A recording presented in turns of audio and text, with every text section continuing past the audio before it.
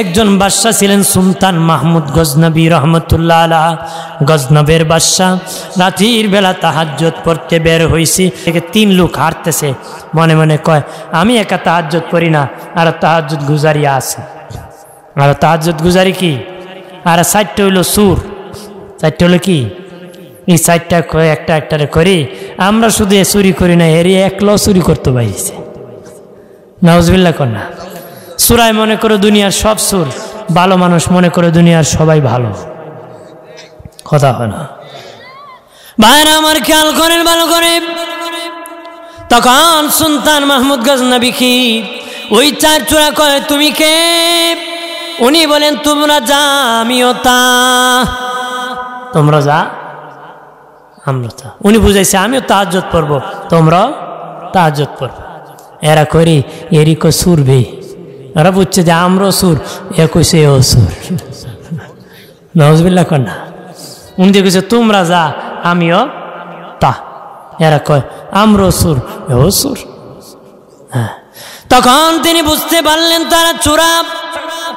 বললেন তোমরা যে চুরি করো রে, কি গুণ আছে? এক চোরা আমি কুকুরের ভাষা বুঝি। কুকুর কি বলে? কুকুর কি বলে? ঘেউ ঘেউ করে। আমি তার ভাষা বুঝি রে। 2 নম্বর জন আমি তালা যন্ত্র দরজা খুলতে পারি, ধরলে অটোমেটিক খুলে যায়। 3 নম্বর চোরা কয় কোন জায়গায় স্বর্ণ আছে, হীরা মণিমুক্ত আছে আমি বলতে পারি, নাক দিয়া টান দিয়া বাহির করতে পারি। 4 নম্বর চোরা বলে আমি রাত্রি যারে দেখি, দিনের বেলা তারে আমি চিনি। রাতের অন্ধকারে যারে দেখে, দিনে তারে চিনি। তারা 4 জন মিলে বলে তোমার কি গুণ? আমাদের তো 4 জনের শক্ত গুণ। সুলতান মাহমুদ গজনবীকে, গজনবের বাদশাকে বলে তোমার কি গুণ আছে? উনি আমার তো শক্ত গুণ, লম্বা দাড়ি, ডানে ছেলে ফাঁসি মাপ, বামে চাইলে জেল মাপ। ডানে ছেলে ফাঁসি মাপ, বামে চাইলে 4 চূড়া কয় ইডোরি আমরা আছি। এখন তোমারে পাইছি, সাব্বাস বেডা আব্বাস।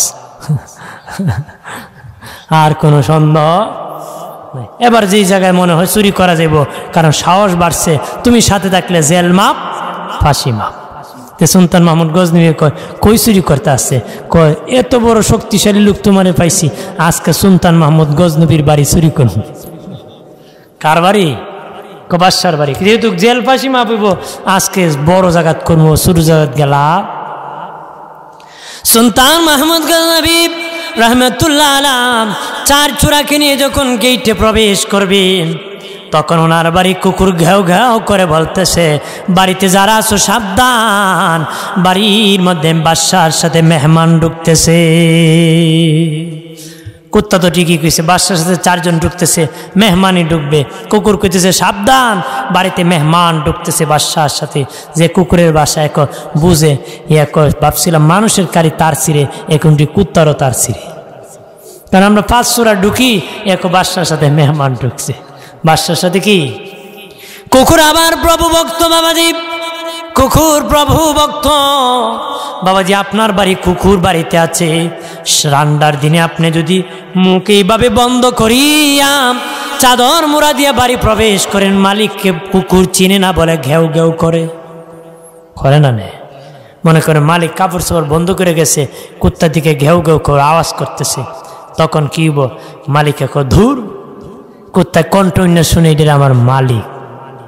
কুত্তা কয় ভু, মালিক কয় ধু। তখন আওয়াজ শুনে কুকুর কয় এটারই আমার মালিক রে। তখন মালিকের গা ঘষে আর নেশটা নাড়ে। আপনারা দেখছেন না?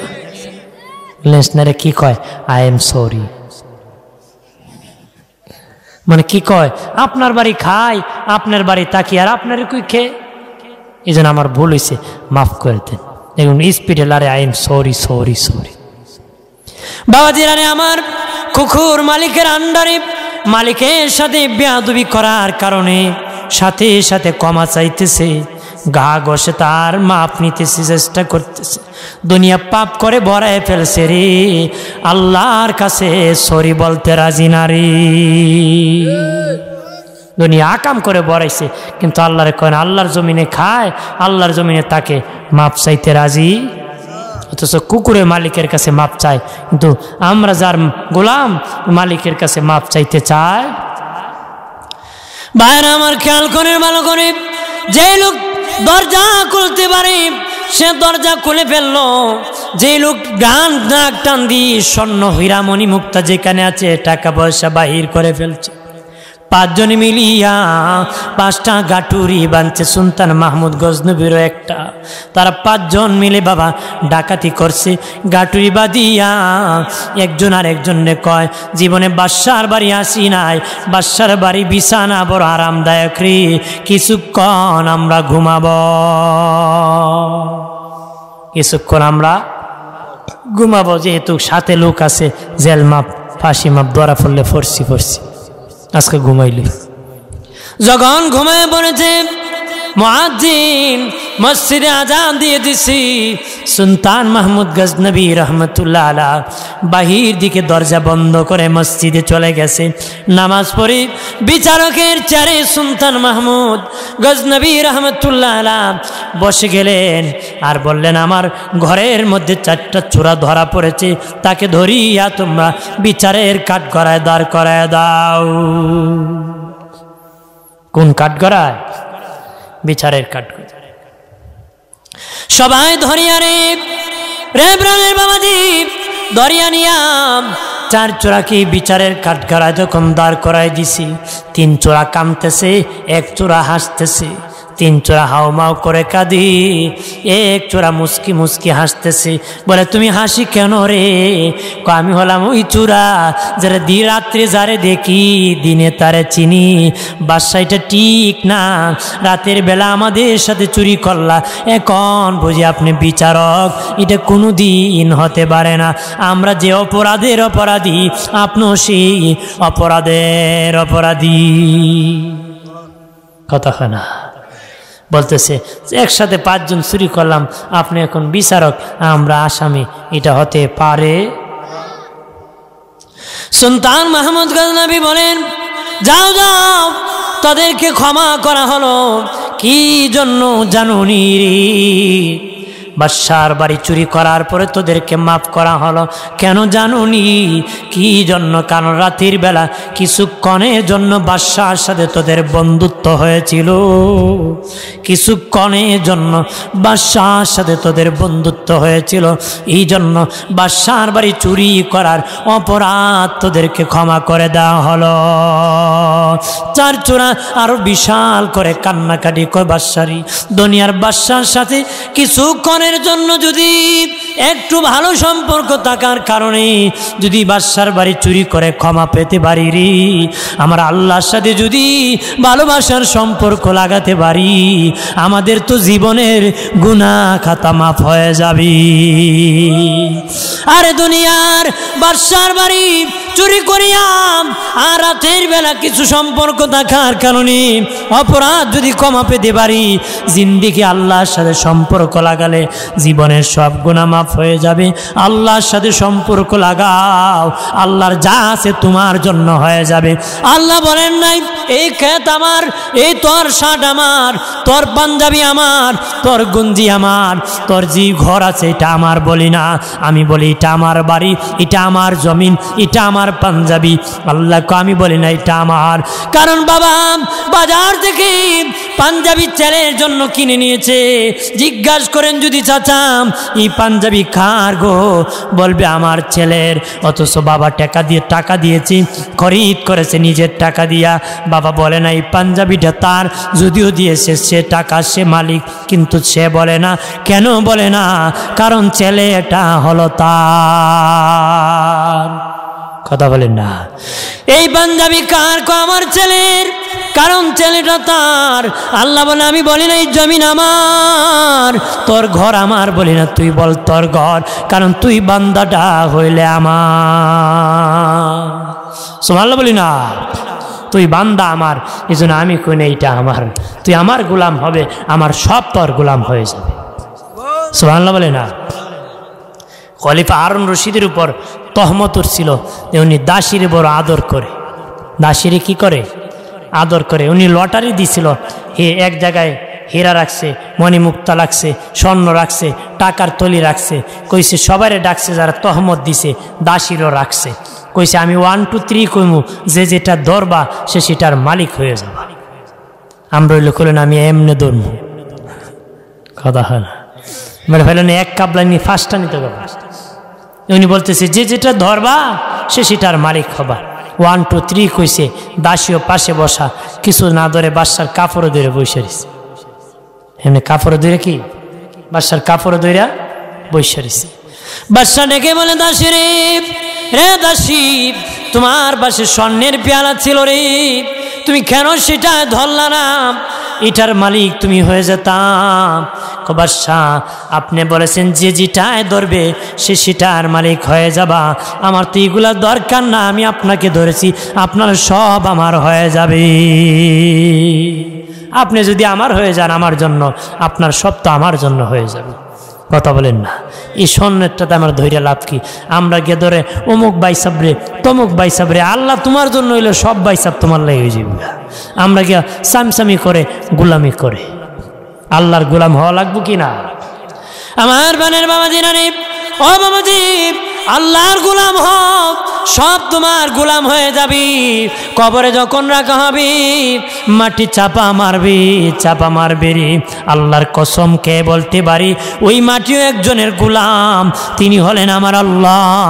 তুমি যদি আল্লাহর গোলাম হতে পারো, মাটির বাবারও ক্ষমতা নাই তোমাকে আমাকে চাপা মারবি, তোমাকে আমাকে চাপা মারবে, মাটির বাবারও ক্ষমতা নাই। আমরা তো আল্লাহর গোলামি বাদ দিয়ে মানুষের গোলামি করি। নবীরে ভালো না বাসিয়া বেটা 14 তারিখ ভালোবাসা দিবসের ফুল নিয়ে ঘোরায়, কথা হয় না? যদি বলেন ঠিক কিনা? 14 তারিখ ভালোবাসা দিবসের ফুল নিয়ে ঘোরাও, নবীর মহব্বত নাই, ভালোবাসা নাই, দিনের মহব্বত নাই, মা বাবার ভালোবাসা নাই। মারে গালি দে, আরেক ব্যক্তি ধর্মের মাঠে কেন আঙ্গুর খাওয়ায়, আপেল খাওয়ায়, এমন নাফরমান আছে না? বাবারে গালি দেয়, আরেক ব্যক্তিকে স্বার্থে ধর্মের বাবাটাকে লঙ্গি নিয়ে যায়, আঙ্গুর নিয়ে যায়। বাবাজি নিজের বউরে বউ কয় না, আদর করে না, লাগাবাড়ি বাবির জন্য ভালোবাসা দিবসে ফুল নিয়ে যায়। কালকে লাইলাতুল বারাতের রাত্রি বাবাজি দেখা যাইব, মসজিদে যাও না, বাড়ির পিছে উকি ঝুঁকি মারো, কথা হয় না? মসজিদে যাইবা না উকি ঝুঁকি মারবা, কই যাইবা ভাই সাবক? কালকে আগামীকাল লাইলাতুল বরাত্রে ভালোবাসবা। এই ভালোবাসা দরকার নাই যে এই ভালোবাসা আকাম করে, ইফটিজিং করে, দর্শন করে, মা ছেলেকে দুধ খাওয়ায় না, মা মেয়েকে আদর করে না। এই ভালোবাসা দিবসে আমাদের দরকার। এই ভালোবাসা কারা আয়োজন করছে জানেন? যারা নিজের সন্তানকে কুলে নেয় না, ফিডার খাওয়ায়, দুধ খাওয়ায় না। ইহুদি নাসারারা এক বাসায় ছেলে মেয়ে বাবা মা থাকতে পারে না, বাবা মা তাকে এক বাসায়, ছেলে বিয়ে করে থাকতে হয় আরেক বাসায়, আর আলাদা সাক্ষাৎ নাই। এই জন্য বৎসরে একদিন সাক্ষাৎ করতে একটা ভালোবাসা দিবসের আয়োজন করছে। তারা কারা করছে? যারা বাপরে বাপ কয় না, মারে মা কয় না। আমরা তো সর্বক্ষণ ভালোবাসার উপর বেঁচে আছি, কথা বলেন না? দোষী পরে আল্লাহুম্মা সাল্লি আলা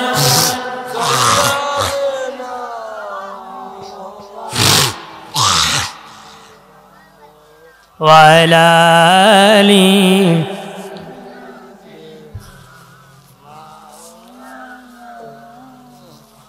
কিসের বড়াই কররে মন, মাটির দেহ লইয়া, কখন জানি চলে যাবে প্রাণ পাখি তর ওরিয়া।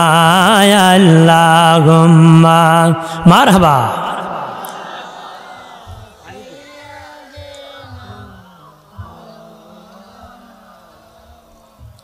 ওয়ালা আলি।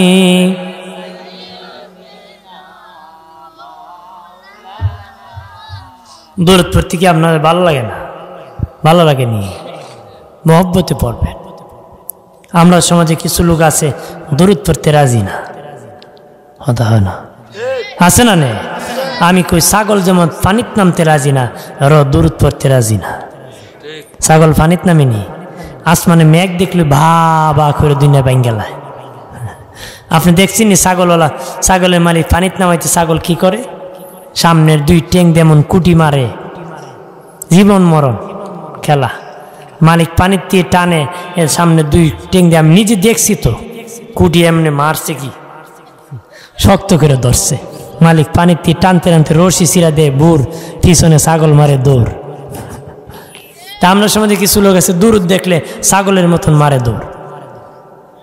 আপনার তো এমন না, এটা ছাগল মার্কা মুসলমান। ভালো মুসলমান হতে পারে, আমরা হলাম ইমানদার মুসলমান। ইমানদার কি আল্লাহ দরুদ পড়তে বলেছে, কথা বলেন ঠিক কিনা? এই জন্য আরেকবার উচ্চ আওয়াজে মহব্বতে আল্লাহুম্মা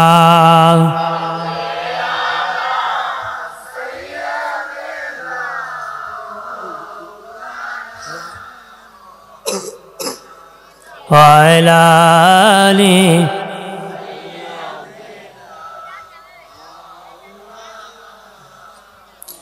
এ জীবনে যার দিল বাইজান নবীর জন্য কাঁদি না,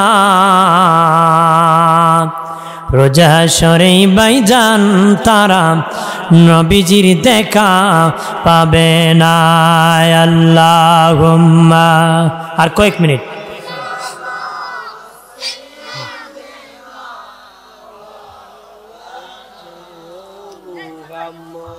ওয়ালা আলি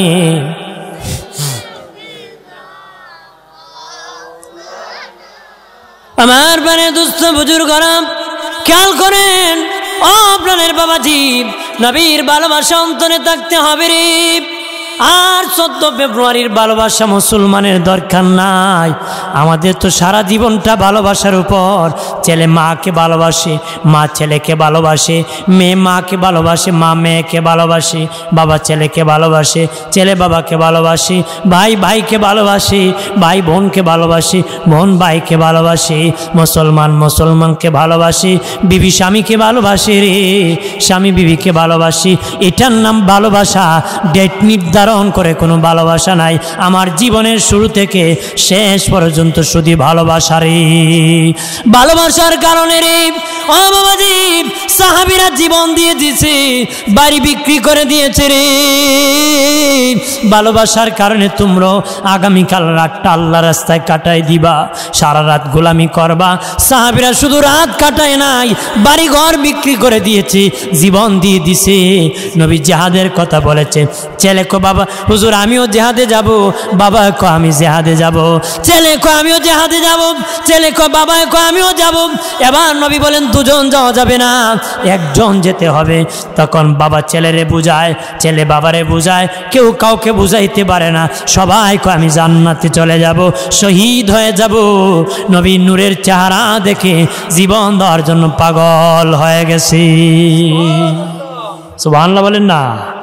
আর আমরা দুনিয়ার আকাম করার জন্য পাগল হয়ে গেছে। নবীর ভালোবাসা নাই, আল্লাহর মহব্বত নাই, কথা বলেন না? আপনি কোন আপনার জাগার যে মায়া, নামাজেরই মায়া আছে আপনার? এই পর্যন্ত শুনছুননি বেড়া আল্লাহর বয়স স্ট্রোক করে মরছে? হ্যাঁ, বেড়া কৌমুখে ফুলার জ্বালায়, সম্পদের ঋণের জ্বালা স্ট্রোক করে মরছে? শুনছেননি কেউ আল্লাহর বয়ে হার্ট অ্যাটাক করে মরছে? কয় অমুক কেমনে মরছে? কয় ফাটায় গরুর গোস কালকে বেশি খাইছিল, হার্ট অ্যাটাক করছে তে মরছে। কিন্তু আল্লাহর ভয়ে স্ট্রোকও করে না, হার্ট অ্যাটাকও করে না। সাহাবীরা আল্লাহর ভয়ে বেহুশ হয়ে পড়ে যেত, আবার আশা দিয়ে ফিরানো হতো। সুবহানাল্লাহ বলি না? দিনের নবীজি মুতার প্রান্তরে জিহাদে যাবেন, যুদ্ধ হবে রে। নবীজি বললেন, রে সাহাবীরা, আগামীকাল মুতার প্রান্তরে জিহাদে যাব। কিভাবে তারা জীবন দিতেন শুনে নেন। শেষ কথা, মুতার প্রান্তরে জিহাদে যাবেন, সেনাপতি নিযুক্ত করবেন। আল্লাহ নবী হযরত যায়েদকে, নবীর পালক পুত্র যায়েদকে প্রথম সেনাপতি বানায় দিছি। সুবহানাল্লাহ কন্যা। নবী বললেন, যায়েদ রে বাবা যায়েদ, তোমাকে আমি প্রথম সেনাপতি বানালাম, দ্বিতীয় সেনাপতি জাফর ইবনে আবু তালেবকে বানালেন, তৃতীয় সেনাপতি আব্দুল্লাহ ইবনে রাওয়াহাকে নবীজি তৃতীয় সেনাপতি বানালেন। তিনজন বানায়া নূরে নবী বললেন, রে বাবা সাহাবীরা, তিনজনের পরে যাকে খুশি তোমরা তার সেনাপতি বানাবেন। নবীজি যেই যুদ্ধে একজন সেনাপতি বানান, ওই যুদ্ধের সেনাপতি শহীদ হবে না, সহি সালামতে গাজীর বেশে ফিরে আসবে। যেই যুদ্ধে দুজন সেনাপতি বানান, প্রথম সেনাপতি শহীদ হয়ে যায়, দ্বিতীয় জন গাজী হিসাবে ফিরে যায়। যেই যুদ্ধে তিনজন সেনাপতি বানান, সেই যুদ্ধে দুইজন শহীদ হয়ে যায়, তৃতীয় জন গাজী হইয়া বাড়ি ফিরে যায়। দিনের নবী মুতার প্রান্তরে তিনজনকে সেনাপতি করে আবার বলেছেন, যাকে খুশি তারে তোমরা সেনাপতি বানাবেন। তারা তিনজন বুঝেছে আমরা তিনজন জিহাদের মাঠে শহীদ হয়ে যাব। তারা জানে না, না জানে না, বাকছে না তাকছে। আমরা তো বাকবো খালি যদি কোনো জোর ভাই সাহেব মসজিদের একটা কাজ আছে, মসজিদের এই কাজটা করতে হইব, এই দিন আর ইফতই যায় না, কথা খনা কৌজুরে কইছিলি ইন্ডিয়া আমি যাইতাম না। এটার নাম মহব্বত, এটার নাম ভালোবাসা। এক বুড়া লোক গাটুরি নিয়ে আটকা পড়ছে, এ দেখা কোনাকুনি লঙ্গি কান্দে দৌড়ে গেলি খুব আমি কান্দ লইতাম, এই জন্য ফলাইছে। এমন লোক আছে কি না? ভাইরা আমার খেয়াল করেন ভালো করে, আমরা কোথায় আছি আর তারা কোথায় ছিল? তারাও মুসলমান, আমরাও মুসলমান, তারাও নবীর উম্মত, আমরাও নবীর উম্মত। তারাও জান্নাতে যাবে, আমরাও জান্নাতের আশা করি রে। কেমনে করো, কোন মুখে করো, লজ্জা কি করে না, শরম কি করে না? এই জন্য কয় নবী দাম কদর জানে সাহাবি, মসলিদা কদর জানে বাঙালি। নবীর কদর জানতো সাহাবারা, খাবারের কদর জানে বাঙালিরা রে। খাওয়ান দিলে আর হুশ থাকে না, আল্লাহর নাম নিতে রাজি না। দিনের নবী বললেন, রে যায়েদ তুমি বিদায় নাও, বিদায় নিয়ে আসো, শহীদ হয়ে যাবা। জাফর বিন আবু তালেবকে বললেন তুমিও বিদায় নিয়ে আসো। আব্দুল্লাহ ইবনে রাওয়াহাকে বললেন বিদায় নিয়ে আসো রে। হযরত যায়েদ বলেন, নবীজি আমি কার কাছ থেকে বিদায় নিব? আপনি হচ্ছে আমার পিতা, আমার মা আয়েশা হুজরাত থেকে তো শুনিয়েছেন আমি যে মুতার প্রান্তরে যাব, আমার তো বিদায় নেওয়ার কেউ নাই, আমি যুদ্ধের জন্য রেডি আছি। সুবহানাল্লাহ, আরো জোরে কোন সুবহানাল্লাহ।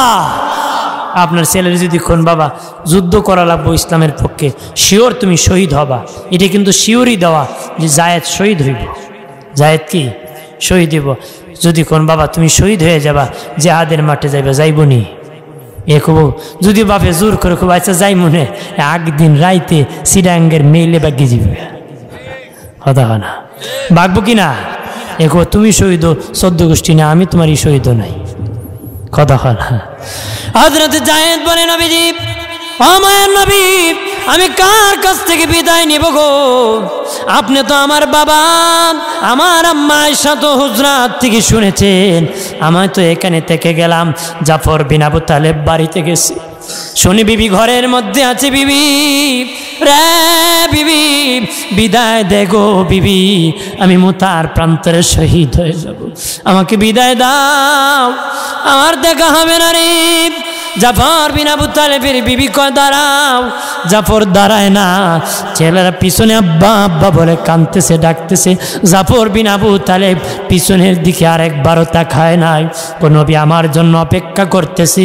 সন্তান কান্দেরি, বিবি কান্দেরি। বাবাজি এটা ইমানদার, নিজের ছেলে মেয়ের চেয়ে, বিবির চেয়ে, এমনকি নিজের জীবনের চেয়ে রাসূলুল্লাহকে বেশি ভালোবাসলে জান্নাতি হওয়া যায়। তারা প্রমাণ করে দিছে প্র্যাকটিক্যাল, আমরা মুখে বলি, তারা প্র্যাকটিক্যাল প্রমাণ করে দেখাইছে। বিবি ডাকে স্বামী দাঁড়াও, সন্তান পিছনে কান্দে, বাবা কারে বাবা বলে ডাকবো, কাকে জড়ায় ঘুমাবো গো বাবা, খেয়ে আমরা খাওয়াবে? জাফর বিন আবু তালেব নবীর মহব্বতে জীবনের চেয়ে নবীকে বেশি ভালোবাসে, পিছনে একবারও তাকায় নাই। আব্দুল্লাহ ইবনে রাওয়াহা গিয়েছে বাবাজি নতুন বিয়ে করেছে, গিয়া শুনি নতুন বধূ ঘরে বসে বাবা কোরআন তেলাওয়াত করতেছে। ঘরের বাহির থেকে বিবি বিদায় দে রে, বিবি বিদায় দে। বিবি ডেকে বলে স্বামী কোথায় বিদায় দিব? কয় মুতার প্রান্তরে আল্লাহ নবী আমাকে তৃতীয় সেনাপতি বানাইছে, আমি জিহাদে শহীদ হব। আরে বিবি বিদায় দে, জন্মের জন্য বিদায় দিয়ে দে। বিবি কয় একটু ঘরে প্রবেশ করুন, আপনাকে আমি একটু বেশি ভালো করে দেখিনি। হযরতে আব্দুল্লাহ ইবনে রাওয়াহা বলে বিবি রে বিবি তুমি আমার অনেক সুন্দর বিবি, আমি ঘরে গেলে প্রেম নিবেদন করবা, আমি হয়তো ভুলে যেতে পারি, তোমার মহব্বতে জালে আটকা পড়তে পারি, আমি ঘরে যাব না, তোমাকে দেখব না, আমি চলে যাব, আমি নবীকে মহব্বত করি। তখন বিবি কয়েক নজর আপনাকে দেখিনি। কয় বিবি অপেক্ষা কর, তুই যদি আমাকে ভালোবেসে থাকো, ভালোবেসে থেকে থাকো, আমি শহীদ হয়ে যাব, ধৈর্য ধরে যদি থাকতে পারো কিয়ামতের দিন আমার সাথে জান্নাতে তোমাকে আমার আল্লাহ পরিচয় করায়া দিবি। তিনজন নবীজির দরবারে আসলেন, আর বাবা মুতার প্রান্তরে জিহাদে চলে গেলেন। যুদ্ধ চলতেছে বাবা জায়েদের নেতৃত্বে, হযরতে জায়েদ রাদিয়াল্লাহু তাআলা আনহুর নেতৃত্বে যুদ্ধ চলতেছে জিহাদ চলতেছে। হঠাৎ করে নবীজি বললেন, বাবা সাহাবীরা রে, আমার পালক পুত্র জায়েদ শহীদ হয়ে গেছে, আসো রে আমার জায়েদের জন্য একটু দোয়া করব রে। সুবহানাল্লাহ বলি। এরপরে নবীজি বাবাজি কিছুক্ষণ পরে বলেন, আমার জাফর বিন আবু তালেব শহীদ। একজন সাহাবী বলেন, জাফর বিন আবু তালেব যখন ইসলামের পতাকা ওই সেনাপতির হাতে জিহাদের পতাকা তাকে হাতে নিয়ে যাইতেছেন, ডান হাতে আছে, কাফের আসিয়া ডান হাত কানা কেটে দিয়েছে। জাফর বিন আবু তালেব তখন পতাকা কানা বাম হাতে আনছে, বাম হাত কানা কেটে দিয়েছে। জাফর বিন আবু তালেব দু পা দিয়া চাপা দিয়া পতাকা কানা ধরছে। জাফর বিন আবু তালেবের পা খানা কাফেররা কেটে দিয়েছে। এরপরে জাফর বিন আবু তালেব বাবাজি ওই পতাকা কানা মুখ দিয়ে দাঁত দিয়ে এইভাবে কামড় দিয়ে ধরছে। কামড় দিয়ে ধরার কারণে কাফেররা আসিয়া ওনার গর্দানটা কেটে দিয়েছে, মাথাটা আলাদা করে দিয়েছে। সাহাবী রাবি বর্ণনা করেন, জাফর বিন আবু তালেব মাথা আলাদা হয়ে গেছে কিন্তু দাঁতের কামড় ছাড়ে নাই, পতাকা এখনো সোজা করে মুতার প্রান্তরে ধরে রাখছি। আর জোরে বলি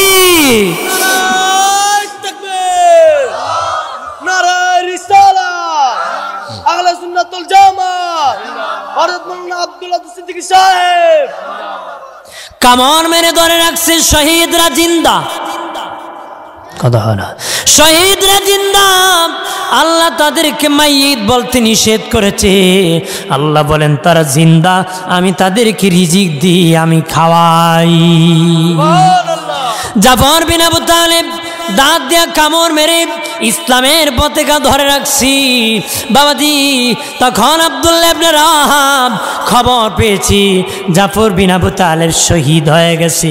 যায় দেখে ওনার মাথা আলাদা, বডি আলাদা, কিন্তু পতাকা কানা ধরে রাখছে। হযরত আব্দুল্লাহ ইবনে রাওয়াহা বলে, জাফর বিন আবু তালেব ভাই, তুমি পতাকা কানা ছেড়ে দাও, তুমি সম্মান করতেছো আমার নূরের নবীর জিহাদের মাটির পতাকা, তুমি কামড় মেরে ধরে রাখছো যেন জমিনে না পড়ে রে ভাই। জাফর বিন আবু তালেব, আমি আব্দুল্লাহ ইবনে রাওয়াহা ওয়াদা দিতেছি যতক্ষণ আমি বেঁচে থাকবো ততক্ষণই পতাকা সম্মান করব না, আমার কাছে দাও, আমি যতক্ষণ বেঁচে থাকবো ততক্ষণ উঁচু করে ধরে রাখবো। এরপরে জিহাদের মাটি আব্দুল্লাহ ইবনে রাওয়াহা শহীদ হয়ে গেলেন, শাহাদাতের পেয়ালা পান করলেন। নবীজি বলেন, বাবা সাহাবীরা, আমার আব্দুল্লাহ ইবনে রাওয়াহা শহীদ হয়ে গেছে, আসরে দোয়া করব। সব সাহাবীরা সম্মিলিতভাবে মিলে খালেদ বিন ওয়ালিদকে সেনাপতি বানালেন।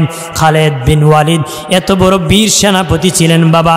উনি যখন ঘোড়ার পিঠে বসে জিহাদের মাঠে রওনা করতেন, কয়েক মাইল দূর থেকে মাটি তরতর করে ওনার ভয়েতে কাঁপতরি। জিহাদের মাঠে উনি বাবাজি জিহাদের মাটির সাহাবীরা একসাথে যখন রওনা করতেন, শত শত সাহাবীরা জিহাদে যাবে, কিন্তু খালেদের ঘোড়া এত স্পিডে যেত, অনেক কয়েক মাইল দূর সাহাবীরা পড়ে থাকতেন, কিন্তু খালেদ বিন ওয়ালিদ কাফেরদের ভিড়ের মধ্যে একাই ঢুকে পড়তেন। ওনার মাথার যে হেলমেটটা ছিল, এত বড় হেলমেট ছিল, 22 কেজি আটা ধরত, এত বড় বিশাল হেলমেট ছিল। খালেদ বিন ওয়ালিদের হেলমেট যদি এত বড় হয়, মাথা কত বড়, ব্যক্তি কত বড়। ঘোড়ার পিঠে বসে যখন জিহাদের মাঠে প্রবেশ করতেন বাবাজি, ওনাকে দেখিয়া কাফেররা ঢুসাঢুসি করে মরে যেত, বাগিয়া ফলাইতো। এখানে যদি একটা হাতি প্রবেশ করে, হাতি বলবে না রাস্তা দাও, মানুষ হাতি দিকে দৌড়াবে, কেউ হাতির পায়ের নিচে পড়ে মরবে, কেউ আবার দৌড়তে দৌড়তে একজন আরেকজনের ধাক্কা খেয়ে মারা যাবে। ঠিক খালেদ বিন ওয়ালিদ এত বড় বীর সিফা সালাম সেনাপতি ছিলেন। জিহাদের মাঠে যখন প্রবেশ করতেন, তখন কাফেররা ভয়তে তরতর করে কাঁপত আর পলাইতো, কেউ ঘোড়ার নিচে পড়ে মরত, ডুসাডুসি করে মরত। খালেদ বিন ওয়ালিদকে বলেছিল, রে খালেদ, তুমি তো এত বড় কাফেরদের ভিড়ে ঢুকে যাও, তোমার কি কোনো ডর ভয় নাই? খালেদ বিন ওয়ালিদ বলেন, শোনে নাও, আমি আল্লাহ ছাড়া আর আল্লাহ রসুল ছাড়া আমার অন্তরে আর কার ভয় আমি খালেদের অন্তরে নাই রে। এই জন্য দুনিয়ার কোনো ভয় কাফের মুশরিক আমাকে আটকাতে পারে না রে, আমি সেটা ভয় করি না রে। আর ওই মুতার প্রান্তরে খালেদ বিন ওয়ালিদকে যখন সেনাপতি বানানো হলো, উনি তখন বাবা সামনের সেনাপতি পিছনে দিলেন, পিছনের সেনাপতি সামনে দিলেন।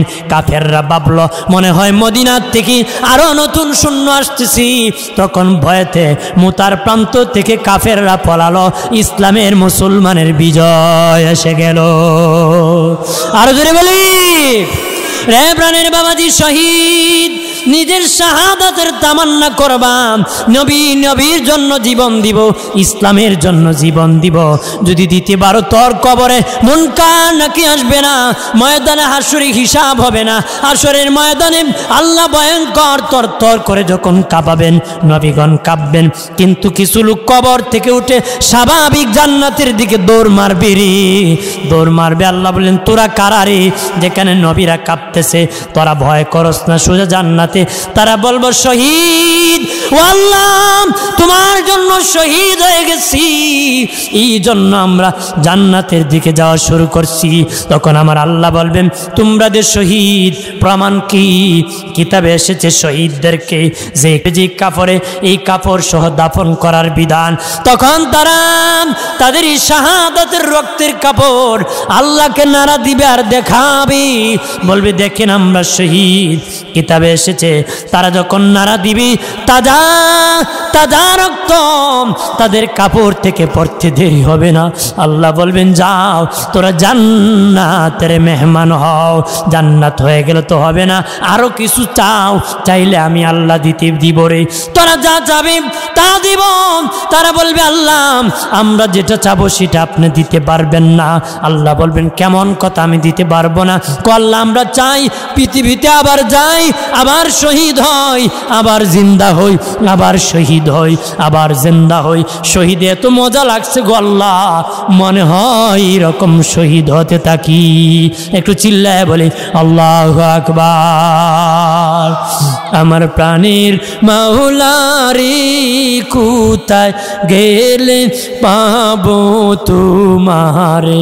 প্রাণের আল্লাহ রে, কেমনে ডাকিলে? বন্দী হইলাম শয়তানের জালে, দিন কাটাইলাম হেলে দোলে। বন্দী হইলাম শয়তানের জালে, দিন কাটাইলাম হেলে দোলে। আমার জীবন মরণ দিলাম তোমারে, আমার জীবন মরণ দিলাম তোমারে। প্রাণের আল্লাহ রে, কোথায় গেলে পাবো তোমারে? প্রাণের মাওলা রে, কেমনে ডাকিলি পাবো তোমারে?